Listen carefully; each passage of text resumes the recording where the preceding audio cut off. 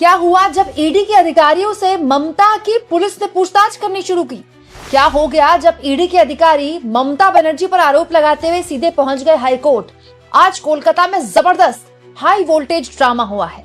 इतना बड़ा ड्रामा जो पूरे के पूरे पश्चिम बंगाल के चुनाव में उसकी आहट, उसकी छाप देखने को मिलेगी। हुआ ये दोस्तों कि कोल स्मगलिंग केस से जुड़े हुए एक मामले को लेकर आईपैक नाम के कंसल्टेंसी फर्म के मालिक के घर में और उनके दफ्तर में आज सुबह सुबह तड़के दिल्ली की एक ईडी की टीम ने छापेमारी शुरू की।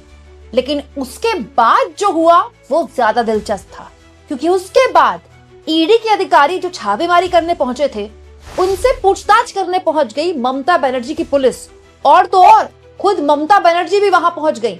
अगर आप विस्तार से चाहें तो मेरा ये वीडियो जरूर देखिएगा, जो तुरंत घटना के मैंने सबसे पहले आपके सामने रखा था। लेकिन इस वीडियो में आपको मैं बताऊंगी कि इसके बाद क्या हुआ, पुलिस और ईडी के अधिकारियों का कैसे आमना सामना हो गया, और तो और वो ईडी के अधिकारी जिनसे सारे विपक्षी दल थर-थर कांप रहे हैं आजकल, उन ईडी के अधिकारियों को हाईकोर्ट जाना पड़ गया। जी हाँ दोस्तों, हाईकोर्ट में ईडी चली गई है ममता बनर्जी के खिलाफ, ये कहते हुए कि ममता बनर्जी जो है सबूतों के साथ छेड़छाड़ कर रही हैं। आज कोलकाता में किस तरह से ईडी और कोलकाता की पुलिस आमने सामने हुई वो मैं आपको बताती हूँ। दोस्तों जैसा कि मैं आपको बता चुकी हूँ, पुराने केस में प्रतीक जैन जिनकी कंपनी है आईपैक, उनके घर और दफ्तर में आज सुबह ईडी छापेमारी करने पहुंची। तो एक्चुअली में आईपैक कंपनी ममता बनर्जी के लिए बहुत इंपॉर्टेंट है, क्योंकि ममता बनर्जी अभी जो चुनाव लड़ रही है, टीएमसी जो चुनाव लड़ रही है, उसका पूरा कंसल्टेंसी का काम आईपैक कंपनी देख रही है। अच्छा, दिलचस्प ये है कि आजकल हर राजनीतिक दल कोई ना कोई कंसल्टेंसी फर्म हायर करता है, तो उस फर्म के पास पार्टी के सारे इंपॉर्टेंट दस्तावेज हैं।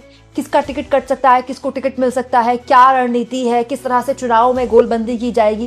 भाई इतने सेंसिटिव डेटा है ना किसी पार्टी के पास चुनाव से पहले। लेकिन जब आप उसके घर और दफ्तर में छापा मार देंगे जहां पर एक पार्टी का डेटा रखा हुआ है, तो जाहिर तौर पर एक ऐसी स्थिति में आ गई ममता बनर्जी, जो इमरजेंसी सिचुएशन थी उनके लिए। ममता बनर्जी तो वहां पहुंची ईडी के अधिकारियों के सामने। उन्होंने वहां से बाकायदा दस्तावेज उठा लिए, बाहर आकर मीडिया से बात की। उनके हाथ में देखिए एक हरी फाइल भी है। सुनने में आ रहा है कि ये हरी फाइल जिसमें बड़े इंपॉर्टेंट डॉक्यूमेंट्स थे जो ममता बनर्जी अपने साथ ले गई। अच्छा, हाई वोल्टेज ड्रामा देखिए, ईडी के अधिकारियों की मौजूदगी में यह सब कुछ हो रहा था। ममता बनर्जी के अधिकारी घुसे, वहां पर फाइलें उठाई और ले गए।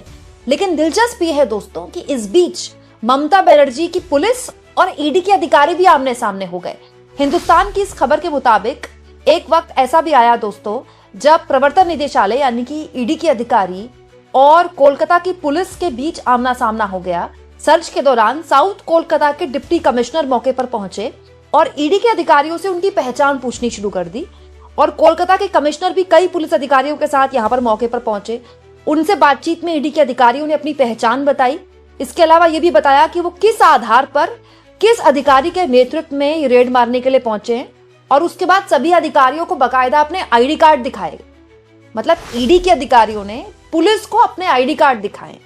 पुलिस ने उनसे पूछताछ करनी शुरू कर दी कि आप यहाँ किस आधार पर आए हैं, किस केस की जांच के लिए आए हैं। ये भी बड़ा इंपॉर्टेंट है, आज से पहले कभी नहीं हुआ ये, आप देखिए। नहीं तो ईडी तो लगभग हर जगह जहां चुनाव होते हैं विपक्षी पार्टियों पर सक्रिय रहती हैं, उनके नेताओं पर सक्रिय रहती हैं। लेकिन ये बड़ा दिलचस्प है कि ममता बनर्जी ने अपनी पुलिस को आगे खड़ा कर दिया, ईडी के अधिकारियों को, और ममता बनर्जी खुद ही पहुंच गई वहां आईपैक के दफ्तर और दस्तावेज उठाकर ले गई। सबके सामने उठाकर ले गई, ऐसा कुछ नहीं है। कैमरे के आगे बाकायदा गाड़ी में दस्तावेज रखे दिखाई दिए हैं जिस ममता बनर्जी वहां पर ले जा रही है।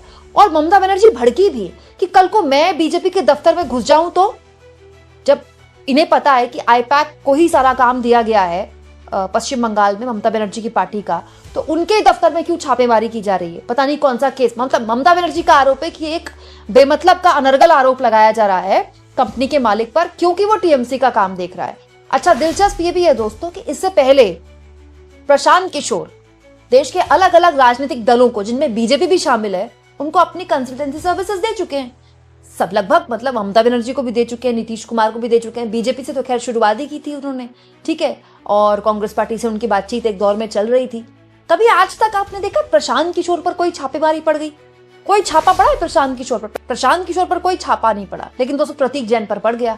और तो और इतना वहां ड्रामा क्रिएट हुआ कि जो ईडी के अधिकारी वो हाईकोर्ट चले गए यह आरोप लगाते हुए कि फॉरेंसिक जांच में जो दस्तावेज जरूरी थे ममता बनर्जी दरअसल वो दस्तावेज उठाकर ले गई अपने साथ और ममता बनर्जी ने ईडी के काम में बाधा डाली है।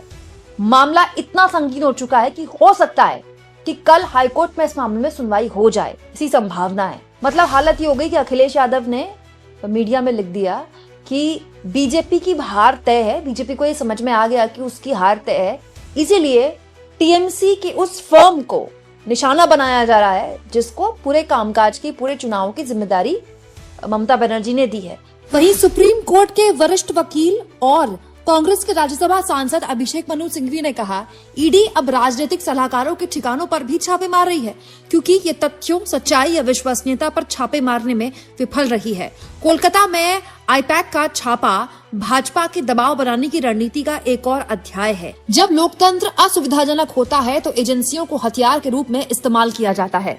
अब बड़ा सवाल ये है दोस्तों कि ये कैसे हो सकता है? भाई कोई भी फर्म किसी भी पार्टी का काम देख सकती है?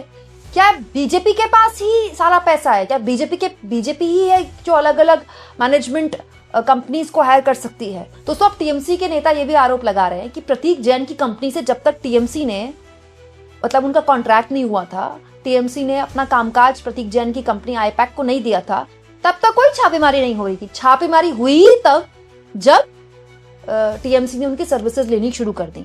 अब बड़ा सवाल यह है दोस्तों कि ये जो पूरा ड्रामा आज क्रिएट हुआ है, ये दो धारी तलवार है, ये दोनों तरफ झुक सकती है। इसको बीजेपी अपनी तरह इस्तेमाल कर सकती है, जो कि कर भी रही है। बीजेपी ने इस पर ऑफिशियल स्टेटमेंट जारी किया है। बाकायदा बीजेपी के नेता प्रतिपक्ष शुभेंदु अधिकारी ने कहा है कि ये भाई ईडी के काम में आप बाधा क्यों डाल रहे हैं? और बात भी ठीक है, ईडी के अधिकारी कहीं छापेमारी देने आए हैं और मुख्यमंत्री वहां पहुंच जाएंगी तो वो तो ईडी के काम पे बाधा डालना है।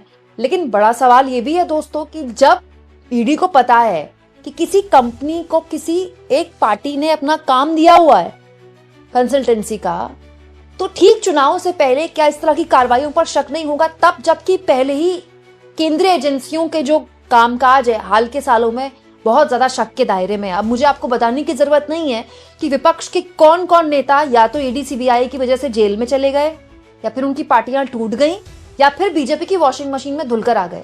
अजित पवार तो खुलकर बीजेपी को अब चिढ़ाते हैं कि जो लोग मुझ पर भ्रष्टाचार के आरोप लगाते थे, देखिए मैं उनके साथ सरकार चला रहा हूं। और मोदी जी ही थे जो अजित पवार जैसे लोगों पर आरोप लगाते थे भ्रष्टाचार का, और फडणवीस कहते थे चक्की पीसिंग। अब देखिए अजित पवार उनके साथ सरकार चला रहे हैं। तो ये तो हमने अपने सामने होते देखा है कि ईडी सीबीआई का क्या क्या खेल चला है चुनाव से पहले। लेकिन दोस्तों यहाँ पर ईडी ये कह रही है कि हम तो कोल स्मगलिंग वाले मामले में पूछताछ करने के लिए गए थे। यहाँ पर पुलिस को बुलाया गया, पहले तो स्थानीय पुलिस और ईडी के अधिकारियों के बीच में बातचीत हुई और उसके बाद स्वयं मुख्यमंत्री पहुंच गई और फोरेंसिक जांच में जो इंपॉर्टेंट दस्तावेज थे वो उठाकर ले गई। अच्छा, मुख्यमंत्री यहाँ पर सिर्फ पहुंची नहीं, बकायदा बड़े शान से पहुंची, सबके सामने पहुंची दिन के उजाले में, और बाहर आकर मीडिया से बात करते हुए कहा तो गृहमंत्री अमित शाह को नोटी गृहमंत्री कहते हुए बोला कि जो गृहमंत्री अपना काम तो ठीक से कर नहीं सकते, देश में जो हालात बने हुए आंतरिक सुरक्षा को लेकर, उसको लेकर उन्होंने निशाना पर लिया और यहाँ पर उस कंपनी को निशाने पर ले रहे हैं जो कि जिस पर मेरी जिम्मेदारी है। क्या बीजेपी ये जानना चाहती है कि टीएमसी किस तरह से चुनाव लड़ रही है? अब जैसा कि मैंने बताया कि ये जो मामला है ये दो तरह से जा सकता है। एक तो ममता बनर्जी के खिलाफ कि वही वो काम में बाधा डाल रही है, दूसरा बीजेपी के खिलाफ। ऐसी क्या घबराहट, ऐसी क्या छटपटाहट कि चुनाव से पहले आपको उसी कंपनी पर, आपकी ईडी को उसी कंपनी पर छापेमारी करनी है जो कंपनी टीएमसी का कामकाज देख रही है। अप्रैल में चुनाव और दोस्तों जनवरी में हम आ गए। आपको पता है पश्चिम बंगाल में बीजेपी अगर इस बार सरकार नहीं बना पाई तो फिर बीजेपी वहां टूट जाएगी, क्योंकि वहां पहले से ही बहुत आंतरिक कलह है। बीजेपी को हर हाल में साम दाम दंड भेद कैसे भी करके बंगाल में चुनाव जीतना है। और ऐसे में चुनाव से 3-4 महीने पहले अगर ईडी ऐसी किसी कंपनी पर छापेमारी करती है